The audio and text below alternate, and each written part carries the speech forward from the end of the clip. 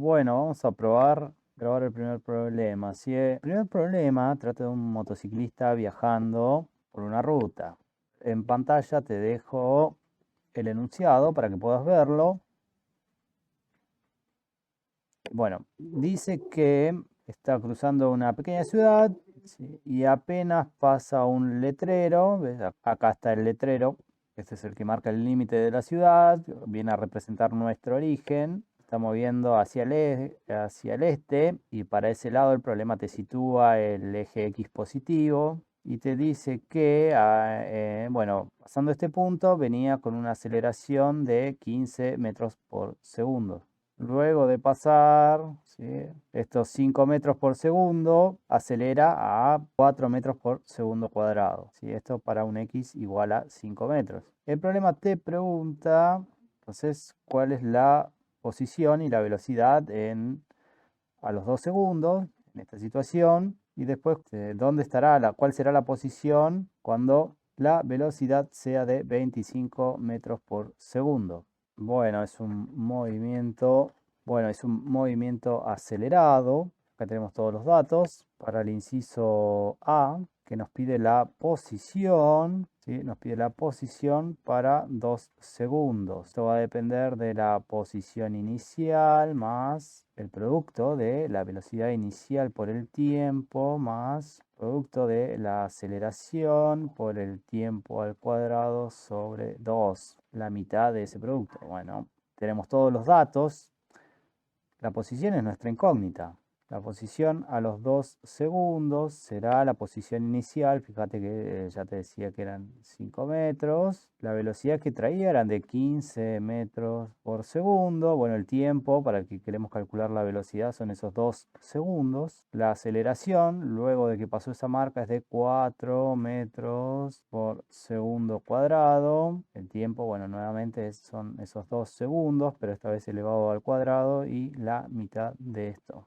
Bueno, segundo con segundo se va, te queda metros. Acá vas a tener segundo cuadrado con segundo cuadrado. Estos se van a ir. Y resolviendo esta cuenta, a los 2 segundos, parece un 25, ¿no? Vamos a ver. Parece T25, ¿no? Vamos a ponerlo para T igual a 2, ¿sí? Donde T, para este T igual a 2. Entonces, resolviendo esta cuenta, la posición luego de 2 segundos es de 43 metros, ¿sí?, hacia el este.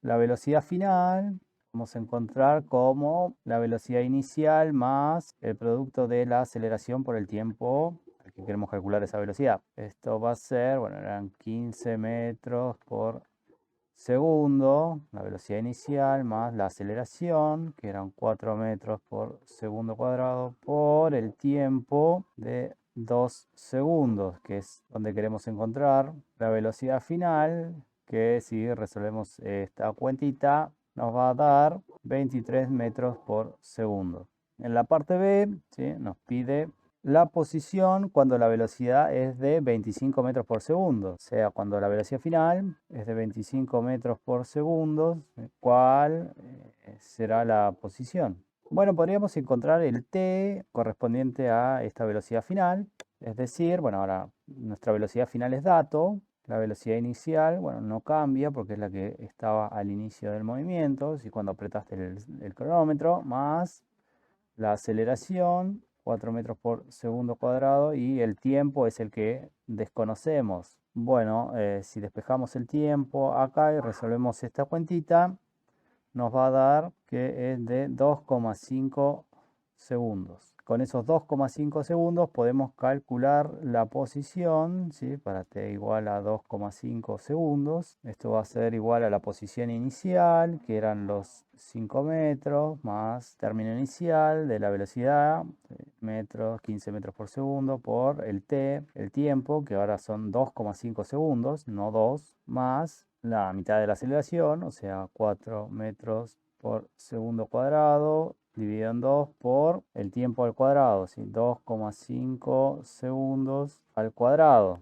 Las unidades se van a cancelar, va a quedar metro por todos lados. Y el X, finalmente, la posición que va a tener el motociclista cuando la velocidad final sea de 25 metros por segundo, va a ser de 55 metros. Bueno, vamos a seguir con el problema 2.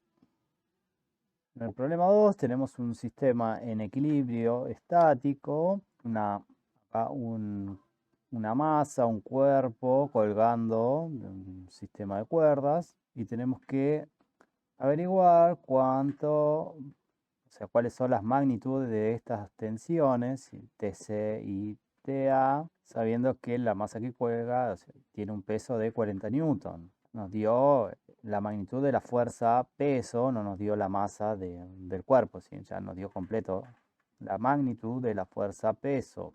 Bien, en este punto, en el punto B, acá la tensión hacia abajo es igual al peso, por lo que podríamos plantear un diagrama de cuerpo libre para este sistema. Lo que esta tensión la podemos reemplazar por su equivalente igual y opuesto al peso. Luego, bueno, nos da estos ángulos, como ven acá 30 grados y acá 53 grados. Acá tenemos un sistema de eje XY, positivo el Y hacia arriba, positivo el X hacia la derecha.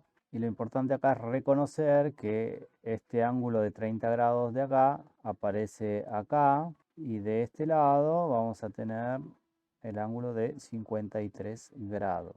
Pasamos a un esquema más limpio, es un diagrama de cuerpo libre representado acá en este punto, como este punto, ¿sí? El punto de unión de las tensiones. Tenemos TA con su ángulo acá de 30 grados, TC formando un ángulo de 53 grados respecto del eje X. Y una vez que tenemos el diagrama de cuerpo libre, lo que podemos hacer es plantear la condición de equilibrio. Sumatoria de fuerzas tiene que ser igual a 0. Para trabajar con los módulos y podemos simplemente descomponer en fuerzas en X y fuerzas en Y. Voy a trabajar con la sumatoria de fuerzas en X igual a 0. Me voy a fijar en X qué fuerzas tengo.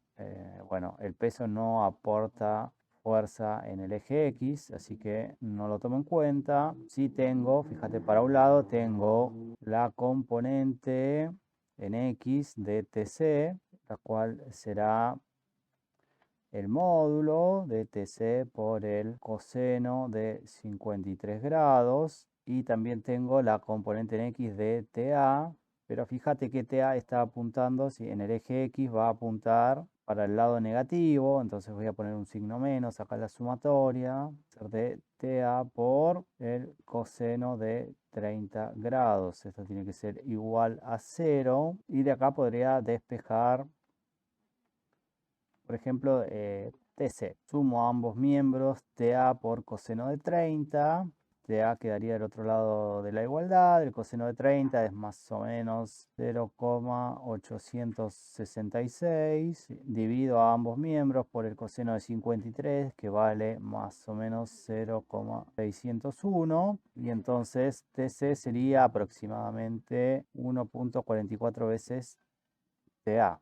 Bueno, puedo plantear lo mismo en el eje Y, sumatoria de fuerzas en Y, también va a ser igual a 0 y en Y ambos tienen componente positiva, así la componente en Y de ambos vectores va a estar apuntando hacia arriba, hacia el positivo de la Y, entonces van a ir sumando. Voy a tener TC por el seno de 53 grados más TA por el seno de 30 grados, que esto vale un medio, menos la magnitud de la fuerza peso. Esto tiene que ser igual a 0. Y de acá, bueno, seno de 53, seno de 30 son números y W también es un número conocido. Voy a pasar esto, vamos a despejar esto. Esto va a ser 0,798 por TC más 0,5 por TA menos 40 newton igual a 0. O esta sumatoria igual a 40 newton, ¿sí? Sumando 40 newton a ambos miembros, me queda esto. Bueno, voy a resolver este sistema, así que voy a pasar en limpio esto. Bien, acá tengo mi sistema de ecuaciones. Puedo poner todo en función de TA, porque yo sé que 0,798 veces TC es igual a 1,44 veces TA, más esos 0,5 veces de la tensión A igual a 40 newton. Si saco factor común TA, esto va a ser 0,798 por 1,44 más 0,5 igual a 40 newtons. Puedo resolver esto con la calculadora. Esto va a ser, ese paréntesis, lo voy a dejar como paréntesis para que te des cuenta nada más o menos 1,649 y esto va a ser igual a 40 newton. De ahí lo que tendría que hacer es dividir a ambos miembros por esta misma cantidad, ¿sí? Para eliminar esto, y entonces TA va a valer la tensión, la magnitud de la tensión A va a ser de 24,25 newton. La tensión C va a ser 1,44 veces la tensión A, que vale 24,25 newton. O sea que la tensión C va a tener un valor de 34,92 newton. Y eso resolvería el segundo problema. Bueno, vamos con el último problema. Un problema de flujo magnético. Nos habla de un lazo cuadrado de alambre de 10 centímetros de lado, que está en un campo magnético cuya magnitud, la intensidad de campo es de 1,25 teslas.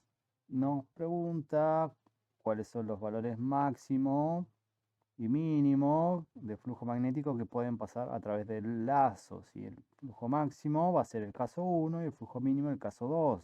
Y tenemos que realizar un esquema indicando la dirección y sentido de los vectores para cada caso. Bueno, un lazo cuadrado es una espira, una espira de forma cuadrada, como estamos viendo en pantalla, y el vector área de esa espira es un vector normal al área que encierra esa espira.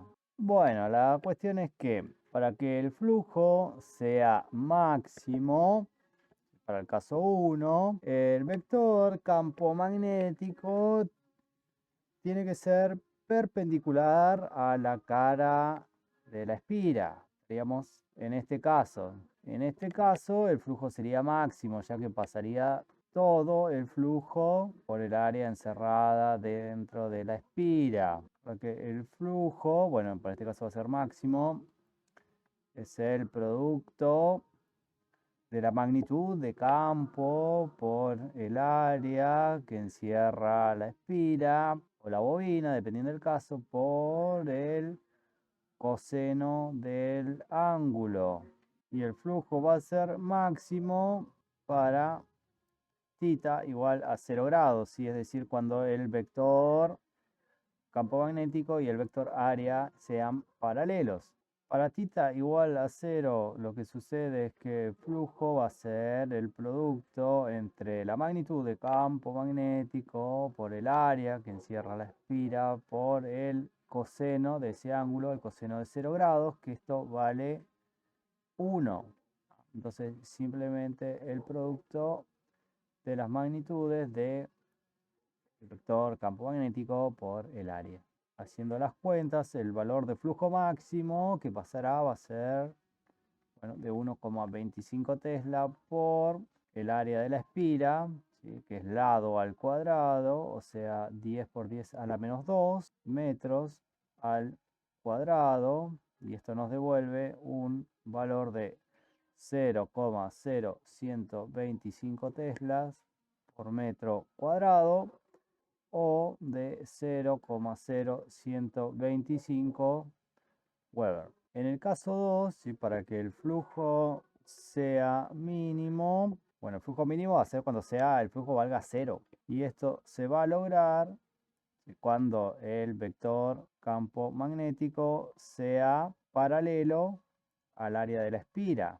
Si te fijas, el ángulo entre el vector área, que es normal al plano de la espira, y el vector campo magnético es de 90 grados. Cuando plantees la ecuación de flujo, tendrás la magnitud del campo magnético por el área por el coseno de 90 grados, y que este es el que vale 0. Entonces, el producto del campo magnético por el área por 0 te va a devolver un flujo de 0 tesla por metro cuadrado o 0 Weber, que es el mínimo de flujo. Es decir, no pasan líneas por el área encerrada por la espira. Eso sería todo. El problema de campo eléctrico ya lo resolvimos en el video anterior, así que te invito a que vayas y lo mires.